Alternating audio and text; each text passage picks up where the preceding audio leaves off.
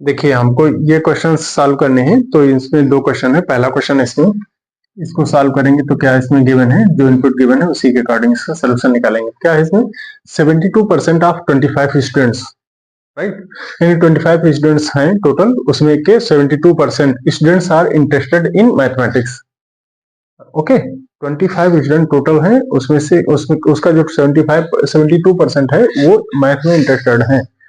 तो इसमें फाइंड करना है how many are not interested in mathematics. ठीक है, तो सबसे पहले जो इसमें निकालना है interested number of student students interested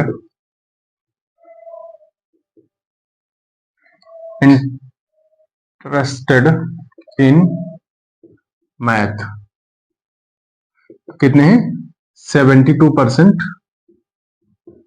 of 25 का 72% जो है इंटरेस्टेड है। तो इसकी वैल्यू निकाल लेंगे कितनी होगी। तो 72% को हम क्या लिखेंगे 72 ही रहेगा। 72% को कैसे 72% का मतलब था परसेंट, ठीक है, डिवाइड बाय 100। ओके, 72% को 72/100। 72% को क्या मतलब है 72 पर का मतलब डिवाइड और 100 सेंट का मतलब 100। ऑफ का मतलब होता है मल्टीपल, ऑफ का मतलब मल्टीपल होता है, और 25 ही रहेगा। ठीक, अब यहाँ इसको कैलकुलेट करेंगे तो कैलकुलेशन में क्या आएगा 25 बन जा 25, 25 4 जा 100, फिर 4 बन जा 4, 4 बन जा 4, 3 कैरी होगा 32, 4 8 जा 32 हो जाएगा, यानी इसकी वैल्यू कितनी आएगी 18। Okay, these are the number of students which are interested in math, यानी ये बच्चे मैथ में इंटरेस्टेड होंगे। ठीक है, हमको आंसर क्या बताना how many are not interested in mathematics. तो टोटल में से जो इंटरेस्टेड हैं उनको हम माइनस कर देंगे, जो इंटरेस्टेड नहीं होंगे वो हमको मिल जाएंगे। तो यहाँ पर हमको क्या निकालना है therefore number of students which are not interested in math, और वो कितने होंगे टोटल कितना है 25, और जो इंटरेस्टेड थे वो कितने आए 18। तो इंटरेस्टेड वालों को इसमें से हटा देंगे। ठीक है, और उनको जब निकाल देंगे तो कितना बचेगा 7।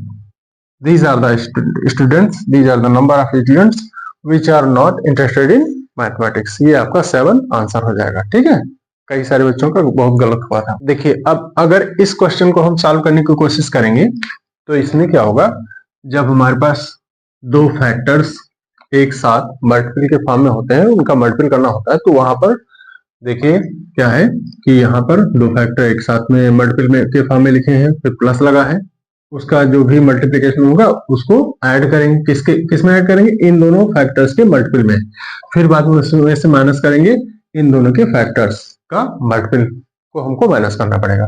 तो बेसिकली हम बताना क्या चाह रहे हैं कि जब भी दो फैक्टर्स का मल्टीपल हो तो वहां पर मल्टीपल करने का सबसे इजी टास्क क्या होता है, इजी तरीका क्या होता है कि पहले फैक्टर का पहला टर्म लिख लीजिए, फिर उसके बाद पहले टर्म का पहला फैक्टर का पहला टर्म लिखा, फिर दूसरे फैक्टर को पूरा यहाँ लिख दीजिए y माइनस 3x।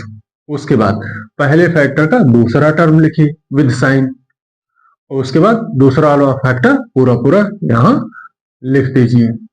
अब इसको ओपन करेंगे तो पूरे इन दोनों ऊपर वाले फैक्टर्स का मल्टीपल एग्जैक्टली वही आएगा जो यहाँ पर मल्टीपल करने पर आएगा। ठीक है, फिर प्लस लगा है तो प्लस लगा दो, उसके बाद इन दोनों फैक्टर्स का मल्टीपल करोगे तो अभी बताया था पहले फैक्टर के पहले टर्म को लिखो, फिर दूसरा वाला पूरा फैक्टर यहाँ लिख दो x माइनस 3y, फिर पहले फैक्टर का दूसरा टर्म लिखो, और उसके बाद दूसरा फैक्टर पूरा लिख दो x माइनस 3y। फिर बाद में अब देखो यहाँ पर दो फैक्टर्स मल्टीपल होंगे, लेकिन इनके मल्टीपल के पहले क्योंकि माइनस साइन लिखा है इसलिए क्या होगा कि इनके दोनों के मल्टीपल करने से पहले उनका सबका पूरा मल्टीपल एक इससे बड़े ब्रैकेट में किया जाएगा। यहाँ दोनों फैक्टर्स जो लिखे हैं वो स्मॉल ब्रैकेट में लिखे हैं, और इसका जब मल्टीप्लिकेशन होगा उस मल्टीप्लिकेशन को, इस पूरे मल्टीप्लिकेशन को एक इससे बड़े ब्रैकेट में अरेंज करना पड़ेगा। तो इससे बड़ा ब्रैकेट क्या होता है? Curly bracket. तो माइनस का साइन लगाएंगे और कर्ली ब्रैकेट, इससे बड़ा ब्रैकेट अरेंज कर देंगे। ठीक, फिर वही सेम प्रोसेस क्या, पहले ब्रैकेट के पहले टर्म को लिखेंगे, फिर दूसरा वाला ब्रैकेट पूरा का पूरा यहां उतार देंगे, 4x माइनस 5y। उसके बाद पहले टर्म के पहले ब्रैकेट के दूसरे टर्म को लिखेंगे और दूसरा वाला ब्रैकेट पूरा पूरा यहां उतार देंगे। तो वो कितना है, ये हो जाएगा आपका, इसको थोड़ा नीचे लिखें, माइनस का 3x और उसके साथ 4x minus 5y, small bracket close, curly bracket close. ठीक है, ये जो है इसका, इसको जो है ओपन कर देंगे। अब उसके बाद अब सभी का मल्टीपल होगा, इसका मतलब है ब्रैकेट के पहले का जो वैल्यू लिखी है वो चाहे लेटर वैल्यू हो या न्यूमेरिकल वैल्यू हो, उसका मल्टीपल ब्रैकेट के, उसका मल्टीप्लिकेशन ब्रैकेट के अंदर जितने भी टर्म होंगे उनका सबसे होगा। तो ब्रैकेट से बाहर यहाँ क्या है, x, इसका मल्टीपल इस y से भी होगा, उसके बाद माइनस का 3x से होगा, तो x का मल्टीपल y से होगा तो xy हो जाएगा, फिर x का मल्टीपल माइनस 3x से होगा तो प्लस और माइनस का मल्टीपल माइनस x का 3x से होगा तो 3x स्क्वायर हो जाएगा। फिर बाद में यहाँ देखते हैं, माइनस का मल्टीपल प्लस से होगा तो माइनस प्लस माइनस हो जाएगा, माइनस और प्लस का मल्टीपल माइनस होता है। अपोजिट साइन का मल्टीपल क्या होता है, हमेशा नेगेटिव होता है। और यहाँ 2y का y से होगा तो 2y स्क्वायर हो जाएगा। फिर माइनस का माइनस से होगा तो सेम साइन है, सेम साइन का मल्टीप्लिकेशन हमेशा प्लस होता है। और 2y का 3x से होगा तो 2 3 6 हो जाएगा, और y का x से होगा तो xy हो जाएगा। ठीक, उसके बाद ये देखो ब्रैकेट से पहले प्लस साइन है, और उसके अंदर पहले प्लस वाले का प्लस वाले से होगा, प्लस प्लस का प्लस रहेगा, x का x से होगा तो x स्क्वायर हो जाएगा। फिर देखो प्लस वाले का माइनस से हो रहा है तो अपोजिट साइन है, तो प्लस माइनस अपोजिट साइन है, उनका मल्टीप्लिकेशन हमेशा नेगेटिव होता है अपोजिट साइन का। तो उसके बाद x का 3y से होगा तो ये हो जाएगा 3xy। उसके बाद प्लस का प्लस से होगा तो ये प्लस ही आएगा, y का जब x से होगा तो xy हो जाएगा। फिर यहाँ देखो प्लस का माइनस से होगा तो माइनस आएगा, फिर y का 3y से होगा तो ये हो जाएगा 3y स्क्वायर।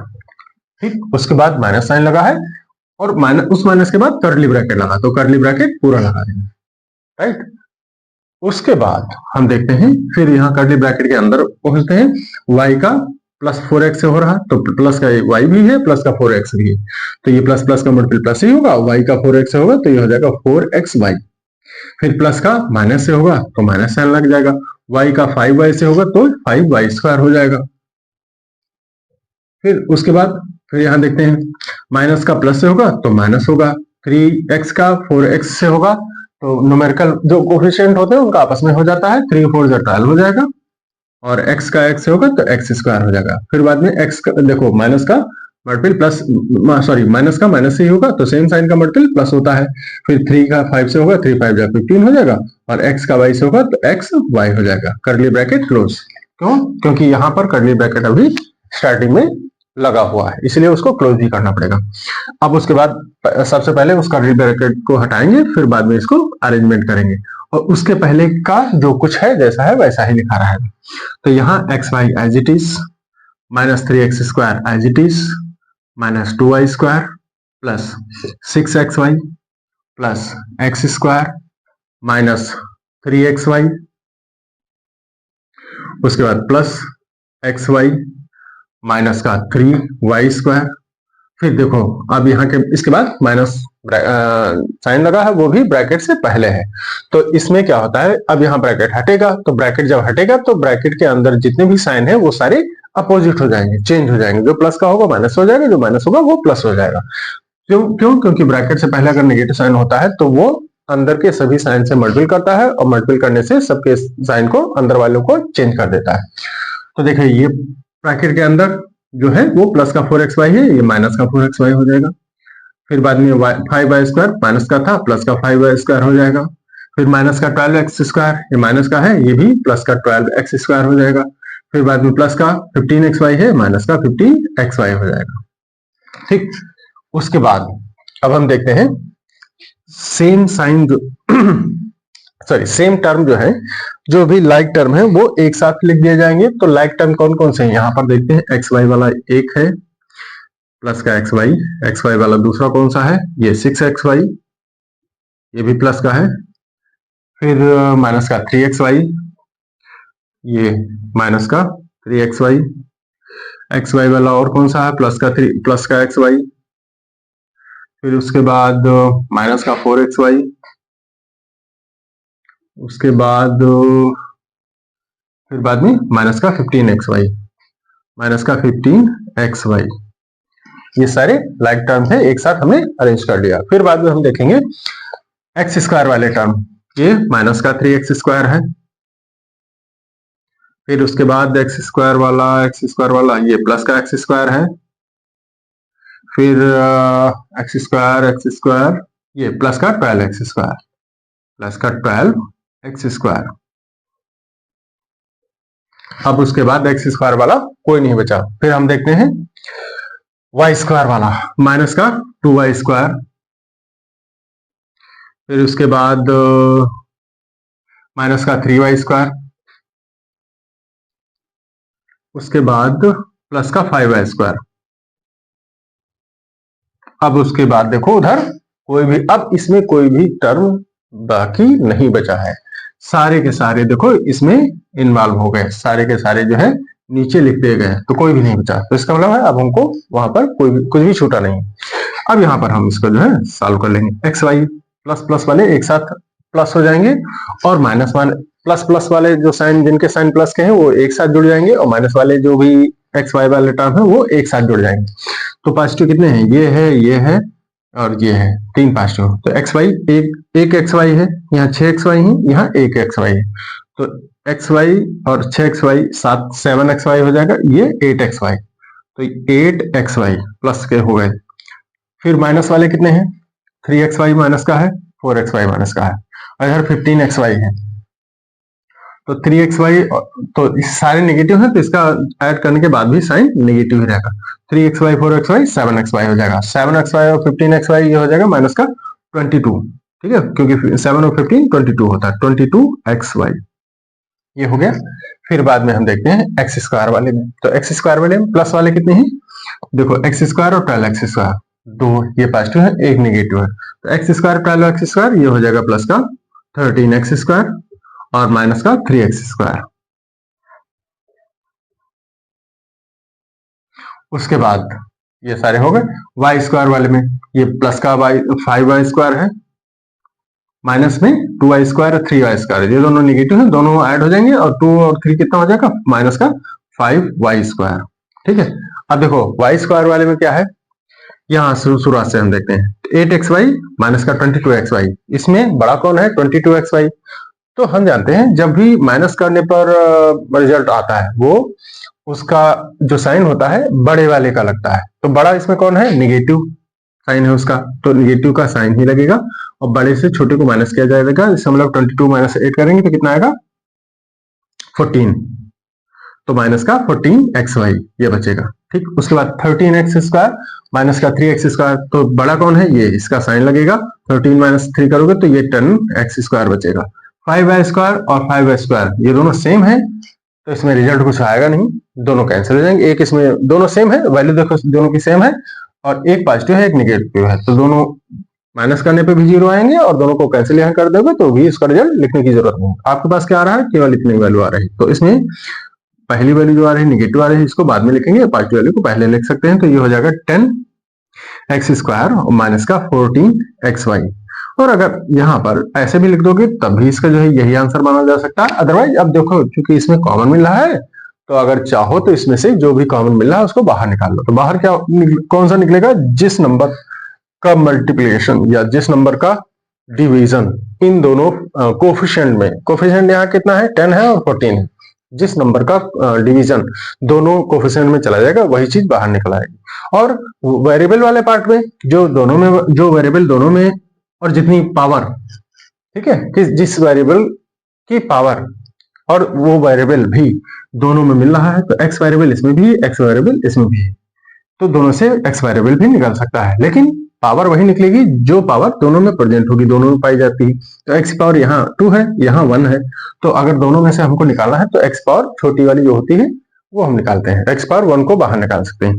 तो फैक्टर कौन सा इसका जो है दोनों में किस नंबर से डिवाइड हो रहा है, 2 से डिवाइड हो रहा है। 2 को बाहर निकालेंगे और x की पावर 1 यानी केवल x ये बाहर निकलेगा, तो यहाँ बाकी क्या बचेगा, 2 की टेबल 10 में 5 टाइम जाएगी।